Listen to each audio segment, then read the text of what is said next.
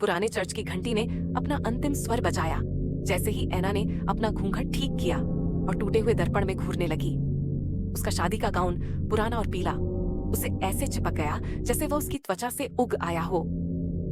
खाली चैपल खामोशी के बोझ तले कराह रहा था, सिवाय हवा की हल्की फुल्की फुसफुसाहट के जो टूटे हुए रंगीन शीशे से गुजर रही थी। उसका दूल्हा विक्टर वेदी पर खड़ा था।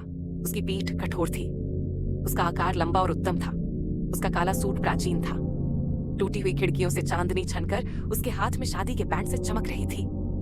एना गलियारे से नीचे सरकती हुई चली गई। उसके कदमों की आहट ठंडे पत्थर के फर्श पर गूंज रही थी। दोनों ओर खाली बेंचों की कतारें फैली हुई थीं, लेकिन वह देखती हुई आंखों को महसूस कर सकती थी।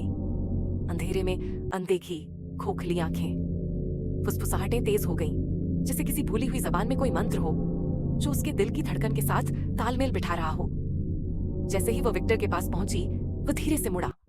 चेहरा पीला पड़ गया था, होंठ नीले थे और उसकी आंखें बेजान सॉकेट जो सीधे उसकी आत्मा में झांक रही थी। नम धरती और सड़न की गंध उसके पास से आ रही थी, लेकिन एना घबराई नहीं। पुजारी बाहर आया, कंकाल और फटे हुए कपड़ों में लिपटा हुआ। उसने अपने हड्डीदार हाथ ऊपर उठाए, आवाज सूखे पत्तों की तरह छटकने लगी। मृत्यु तक तुम जुदा हो जाओगे। एना ने अपना कांपता हुआ हाथ विक्टर की बर्फीली मुट्ठी में रख दिया।